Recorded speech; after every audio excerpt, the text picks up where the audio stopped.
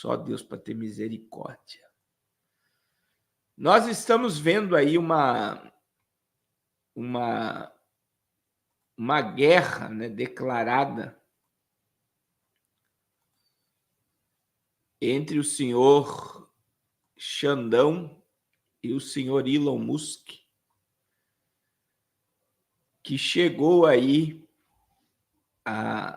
a chegar a questão do Xandão, chegou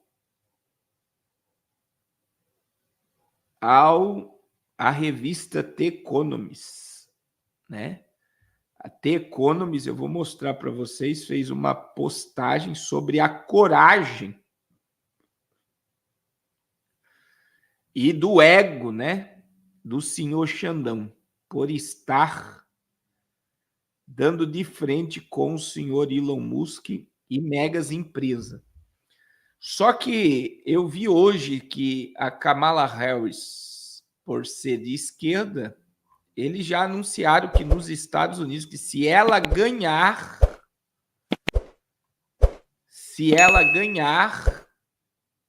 ela também vai tirar o Twitter do ar dos Estados Unidos. Na realidade, os Estados Unidos, depois que eu vi agora, esses dias, né? Esses dias eu vi algo horripilante. Eu vi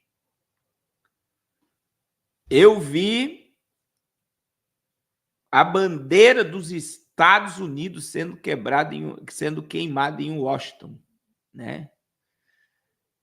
A bandeira dos Estados Unidos sendo queimada, meu irmão, é o fim do patriotismo americano. E você não vê a mídia falando nada. Como você vê no Brasil, o hino nacional brasileiro sendo cantado em linguagem neutra e o exército não fazendo nada.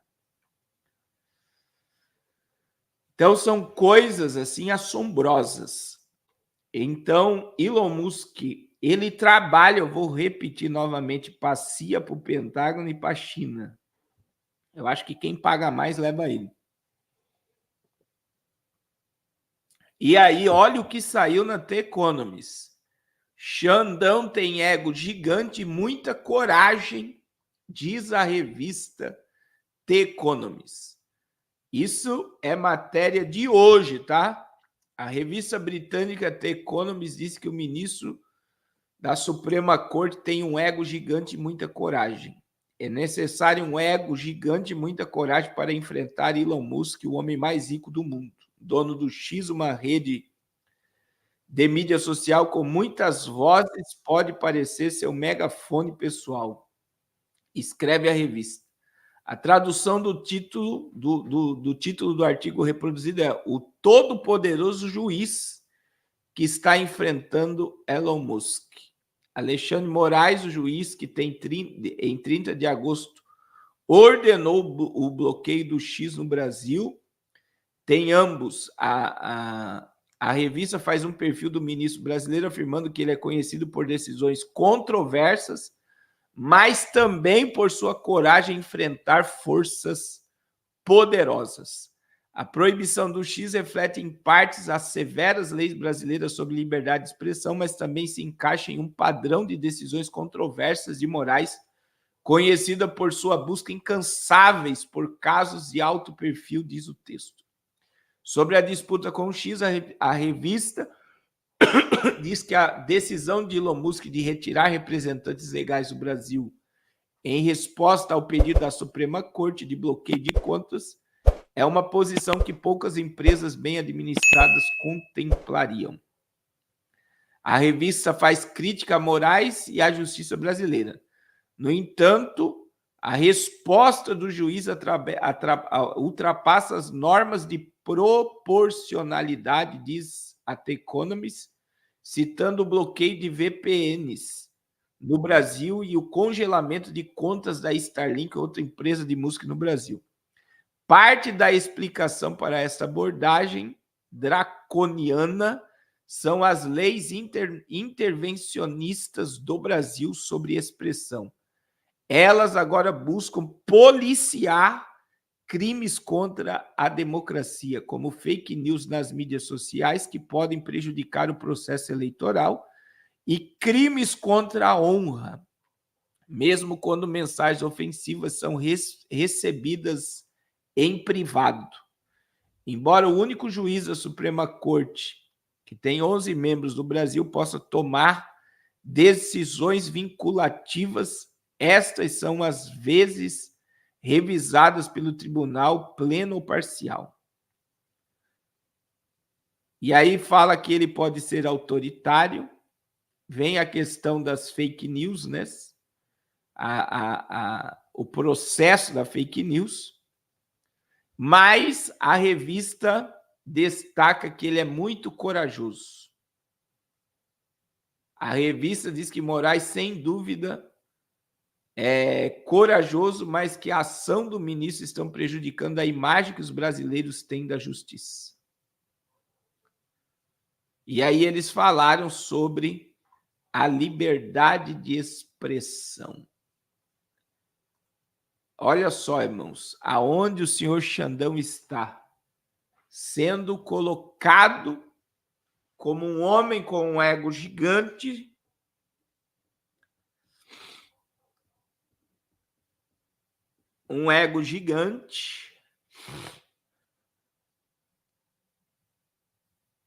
e de coragem por estar enfrentando o senhor Elon Musk.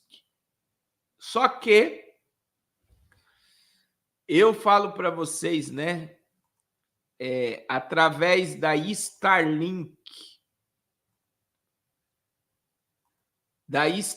que está tendo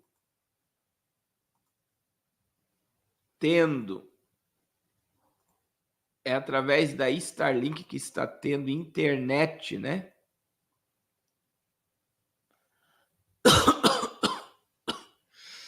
Meu Deus, eu não gosto de fazer live do jeito que eu tô aqui. Na Amazônia, em vários lugares do Brasil. E através dessa questão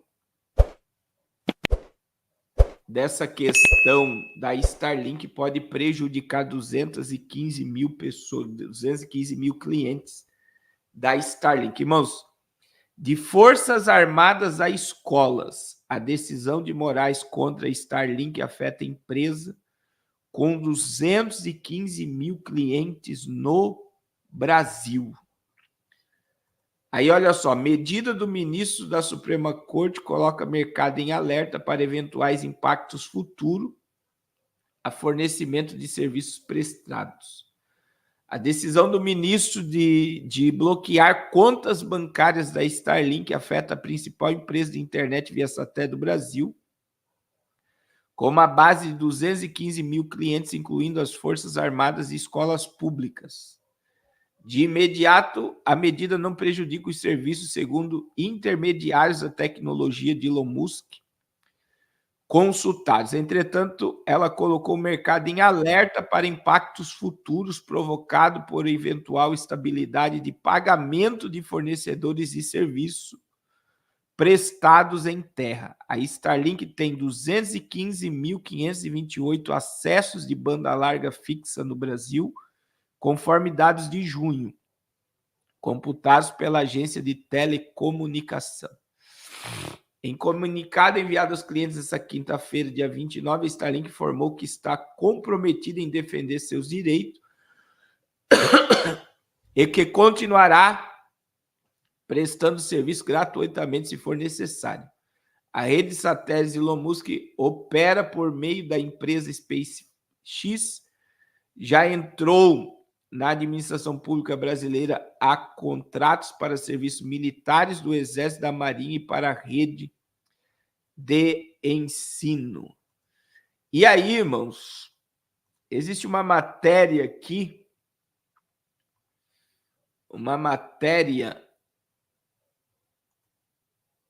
que fala sobre a dificuldade, né? A Anatel teria dificuldade técnica para barrar Starlink no Brasil, se justiça decidir o bloqueio. Irmãos, eu digo para vocês, sem dúvida nenhuma, né, que isso tem interferência da China em todas as decisões que estão sendo tomadas pelo senhor Xandão. Por quê? Veja bem, eu acabei de mostrar para vocês que o contrato da Starlink, a Starlink está dentro do Exército, da Aeronáutica, da Marinha e de escolas. E principalmente, irmãos, desde que o JB recebeu o Elon Musk, foi fechado o acordo sobre a Starlink, eu falei, eles vão monitorar a Amazônia. Quem me segue aqui muito tempo, eu falei, não é a internet que ele está liberando, ele está monitorando a Amazônia. E como a Starlink é uma empresa que trabalha para a CIA, para o Pentágono, existe muita coisa na Amazônia que foi encontrada via satélite, tem muita riqueza. E agora isso está incomodando o atual governo. Por quê? Nós temos a maior reserva de água potável,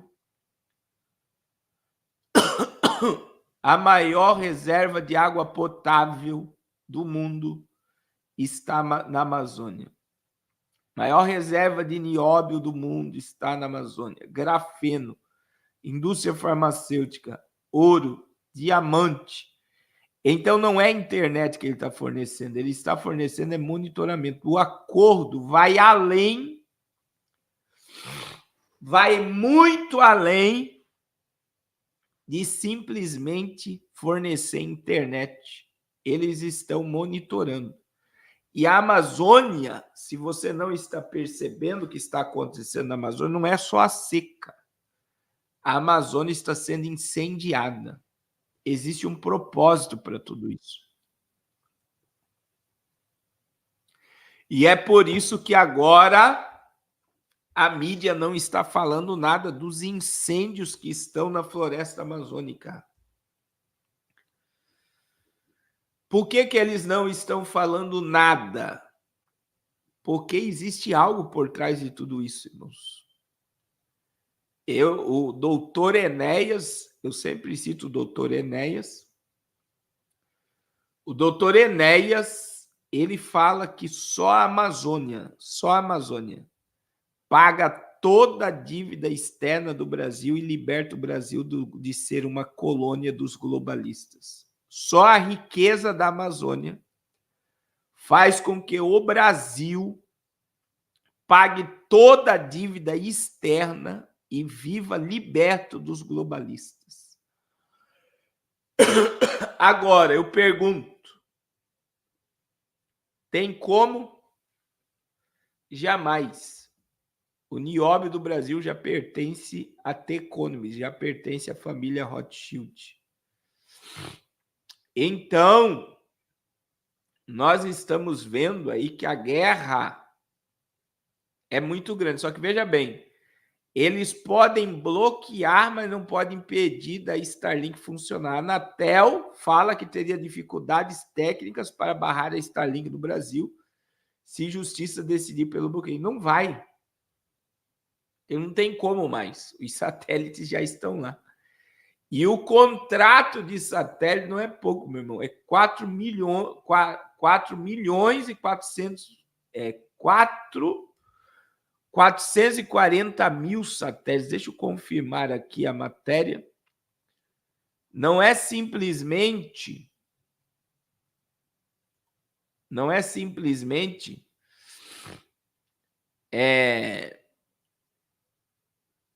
alguns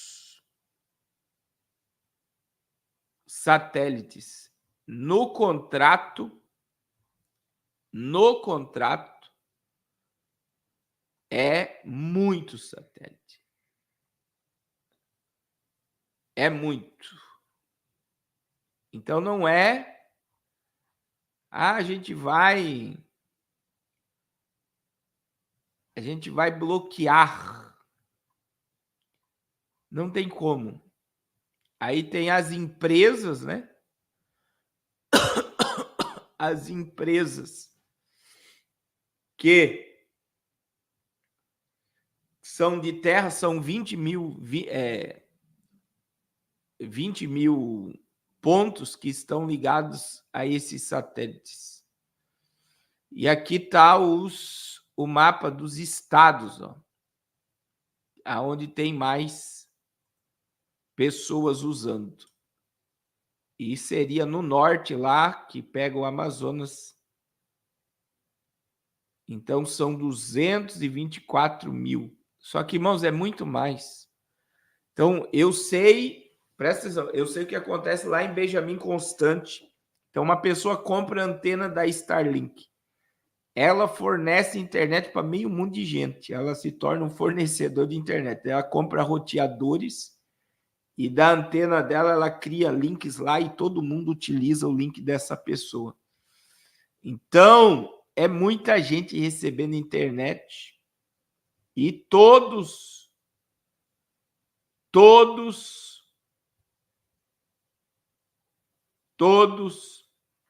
esses pontos estão ligados a satélites, mas eles não vão conseguir derrubar o monitoramento. Isso você pode ter certeza, irmãos.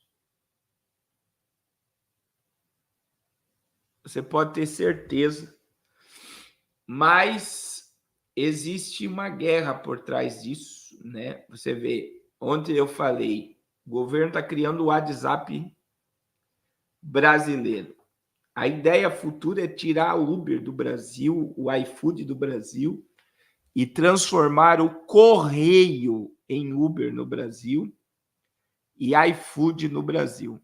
Isso num futuro próximo, vocês vão ver que a guerra vai para cima dessas empresas. Então, tirar o WhatsApp, tirar o X, tirar o iFood, tirar o Uber, quer dizer, e o governo assumir o lugar de empresas privadas é o totalitarismo chinês. E é por isso que eu digo que a guerra vai além do Twitter. Existe algo muito maior que vai vir nos próximos capítulos. E aí você vê uma guerra, né? Uma guerra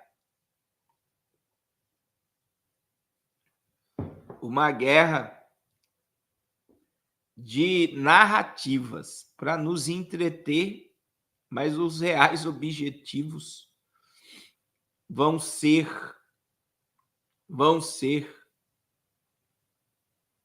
colocar o Brasil debaixo de um regime totalitário absurdo, o fim da liberdade de expressão. E assim como vocês vão ver mudanças na política do Telegram após a prisão do dono do Telegram na França, a probabilidade de Elon Musk ir para a cadeia também, se Kamala Harris ganhar para presidente dos Estados Unidos, é gigantesca. É algo assombroso. É algo assombroso o que está acontecendo diante dos nossos olhos. Meu Deus. Meu Deus. Irmãos, eu fico analisando, né? Você vê que ninguém mais está falando de quem ganhou e quem perdeu a eleição na Venezuela. Alguém reparou isso? Que não tem mais ninguém falando da Venezuela? Eu tenho falado com vocês. O assunto, irmãos, o assunto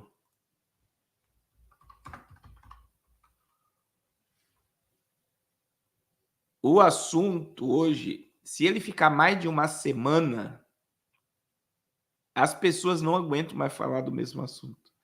Então, a informação está numa velocidade tão absurda. Você vê que a gente não está falando mais de Israel, a mídia está falando muito pouco de Israel.